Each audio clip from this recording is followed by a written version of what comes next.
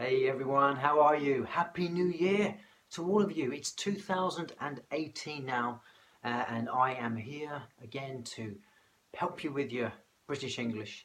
You may have seen on the weekend just gone, I posted some things about the word of the year. Now, today I'm going to reveal to you the word of the year and also 8 others that were in the running for word of the year. So if you didn't see it, you can go and check it out. Well, in fact, it's going to be below. I'm going to post it again below. But you hopefully did have a little look on the weekend. So I'm going to run down those 8 now for you. Got them written down. Oh, first of all, of course, I've wished you Happy New Year. But today is my sister's birthday, Lisa. So happy birthday. I hope you're having a fun time today. So without further ado, let's go through those words. So the first one is Antifa. Antifa. Now this is a noun, and it's a political protest movement comprising autonomous groups affiliated by their militant opposition to fascism, and other forms of extreme right-wing ideology. And the term Antifa has emerged from relative obscurity to become an established part of the English lexicon over the course of 2017, last year, with media attention to the controversial brand of radical got to put my teeth back in today. Brand of radical leftism, now a regular feature in reports on activism across the political spectrum. So I don't know if you've heard this word in the news. Last year, Antifa. In fact, if you are watching this in the US, don't know if you will be, but it's been particularly used in the US. It's associated mainly in politics, with reportedly over 200 independent groups now active across the country. These Antifa groups, who are united by a drive to oppose fascism through direct action. Through interpretations of the mission statement, though interpretations of this mission statement vary drastically. So that's basically saying that lots of groups, but their actions on opposing fascism vary. The next one, Flake. Have you heard that? Flake. It's a derogatory term, informal, for a man who is readily upset or offended by progressive attitudes that conflict with his more conventional or conservative views. So broflake is undoubtedly a term, a word for 2017. It's actually grown out of 2016's snowflake, which I have heard before. I haven't heard of broflake, but snowflake I have heard. And that's an insult initially used in the early noughties by critics of the supposedly less resilient millennial generation before being commandeered by right-wing individuals to attack liberal sensitivities.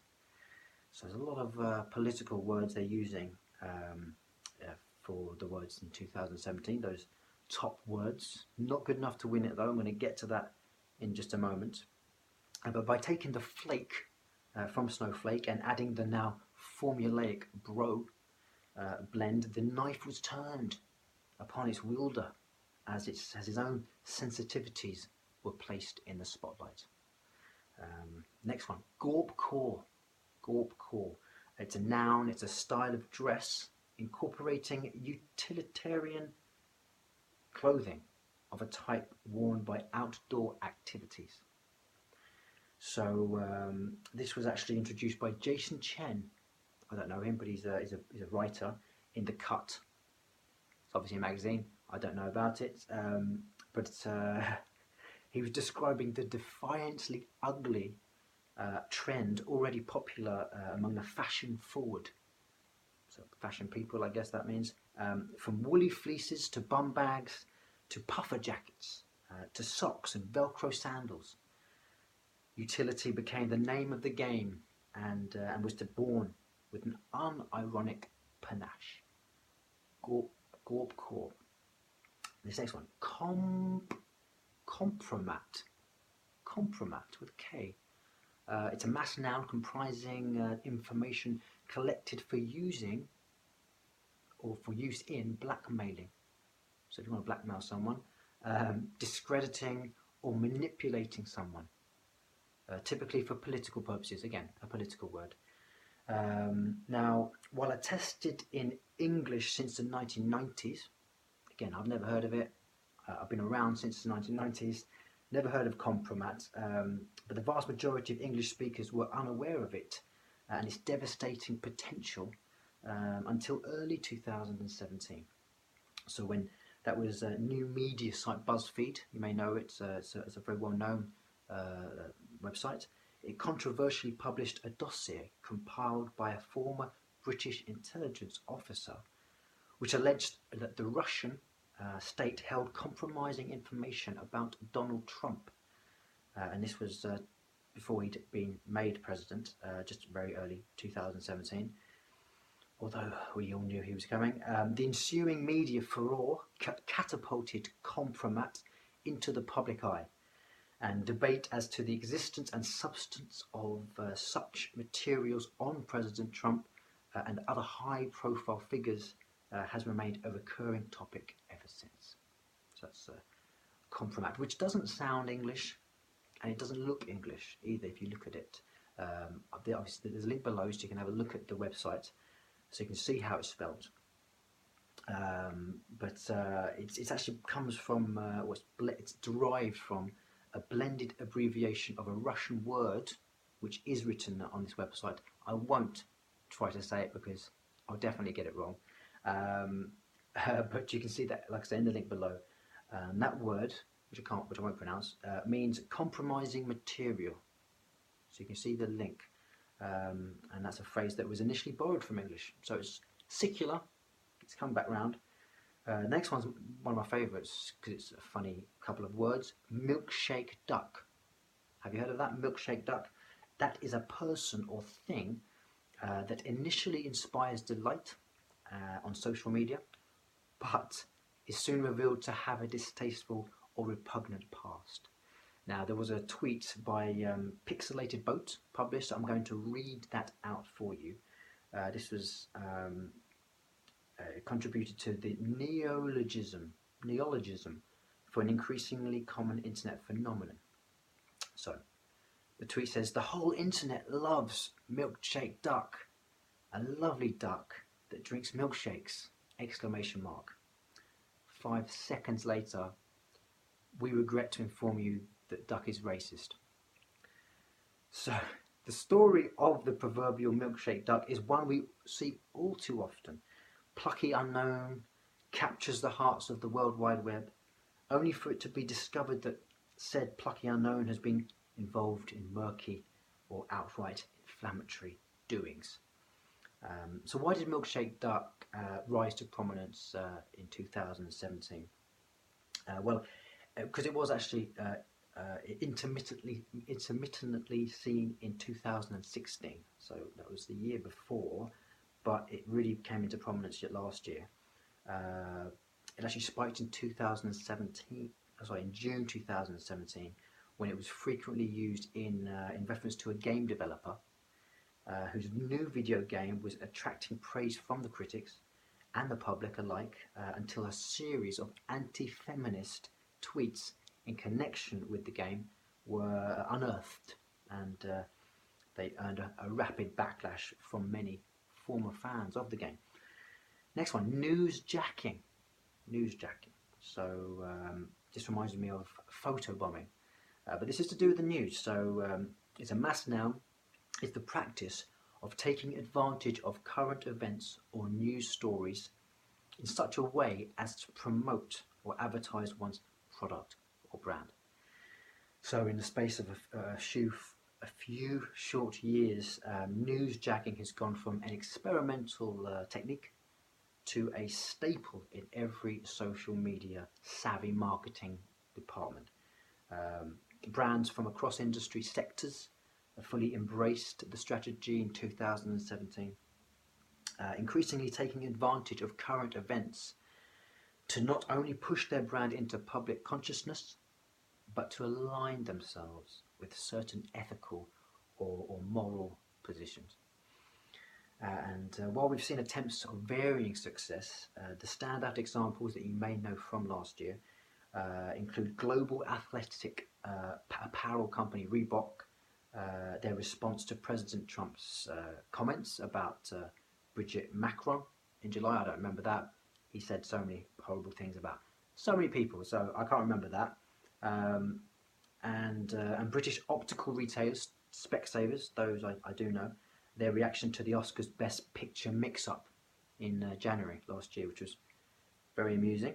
And the Best Film one, I think, as well. The next one, unicorn. Unicorn, do you know this? It's denoting something, especially an item of food or drink, that is dyed in rainbow colours, decorated with glitter, that kind of thing. So the word unicorn has seen yet another sense developing after the trend for all things rainbow coloured and glittery crossed into the mainstream last year. So originally seen on the world's Instagram feeds, the new unicorn styling hit the big time when high-profile brands such as Starbucks, and Selfridges, began to develop and promote exclusive products, tapping into a consumer desire to escape the drudgery of day-to-day life for the standout, shiny, or just plain sweet. Now, I do love sweet drinks and sweet food, but I haven't had a unicorn smoothie yet. Maybe I'll make one after this video. Now, the next word, white fragility. Have you heard of that? That's a noun. It's discomfort and defensiveness on the part of a white person when confronted by information about racial inequality and injustice. Now, white fragility was coined in an article of the same name by Dr. Robin DiAngelo in 2011, so it's from a few years back, but it wasn't until more recently that the term has been found in mainstream media sources. Evidence for the usage of white fragility has been in the US mainly. There's been a growing national discussion about race and racism, and about the role that white identity plays in the political dynamics of the country. So you can read and find out more about those words on the link below. But now it's time for the word of the year, the Oxford Dictionary's word of the year, which is youthquake. Youthquake. Now, it's a noun. Youthquake is defined as a significant cultural, political, or social change, and arising from the actions or influence of young people. And it's been judged as not only reflective of the ethos, the mood, or preoccupations of this past year, but as having lasting potential as a word of cultural significance. And you may be thinking, or not, why was Youthquake chosen over those other words? Well, the Oxford Dictionary, they collected all the data, and it showed a 5-fold increase in the usage of Youthquake in 2017 compared to 2016. So it has been around for a while. In fact, I'm going to tell you in a second when it was first used. You won't believe it. The word has struck in a big way from June with the UK's general election, in fact, at its epicentre. So back in June 2016, when we had our vote for the government, we went to the polls, and the headlines emerged of an unexpected insurgence of youth voters. So despite higher engagement figures among the baby boomer generation, the youth, and despite Labour ultimately ending up with fewer seats than the Conservatives in the House of Commons, many commentators declared that it was the young what won it for Jeremy Corbyn, and dubbed their collective actions as a youthquake. And so I was going to tell you, the youthquake, when was it coined? When was it first used? 1965. Can you believe it? A long time ago, I wasn't born. Many of you, I'm sure, weren't born. And it was emerged from a post-war period of tumultuous change. Diana Vreeland was the writer in fact, in the Vogue US version copy of the Vogue. She declared the year of the Youthquake, 1965. She says, "The year's in its youth, the youth in its year. More dreamers, more doers. Here, now, Youthquake, 1965." So it's from a long time, 53 years ago, a long time ago. She coined it Youthquake based on the pattern of earthquake to describe the youth-led fashion and music movement of the swinging 60s, which saw baby boomers reject the traditional values of their parents. Now, in 2017, the UK was at the heart of the Youthquake, with the London look of boutique street-style individualism taking the high fashion houses of Paris, Milan and New York by storm to inform a new mass-produced, ready-to-wear fashion directive worldwide. Now, sometimes a word of the year is selected in recognition of its arrival, but other times it's a word that has been knocking at the proverbial door and waiting to be ushered in.